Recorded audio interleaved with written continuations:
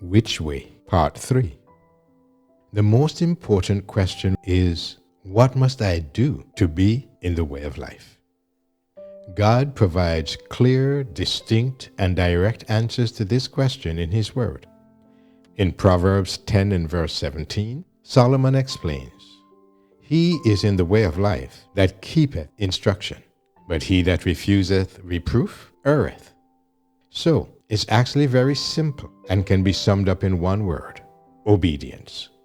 God wants us to follow every instruction He gives, and by doing that, we'll find ourselves in the way of life.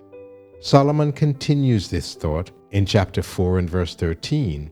"Take fast hold of instruction. Let her not go.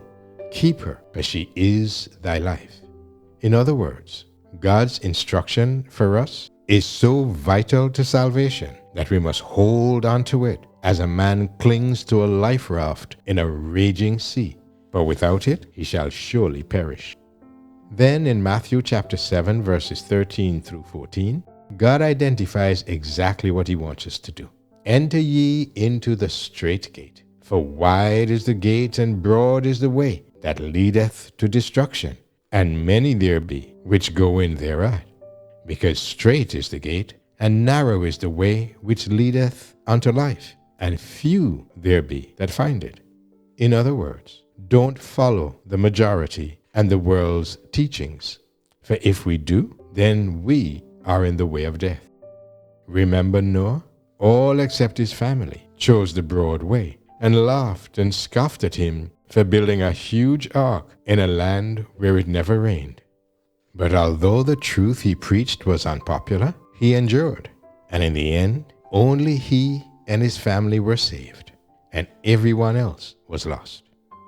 This instruction is further emphasized in the book of 1 John 2 and verse 15, "To love not the world, neither the things that are in the world. If any man love the world, the love of the Father is not in him." And still further, in James chapter 4 and verse 4, we're again warned, "Know ye not that the friendship of the world is enmity with God?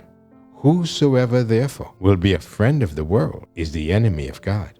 We definitely don't want to be enemies of God, so let us make every effort to be in the way of life.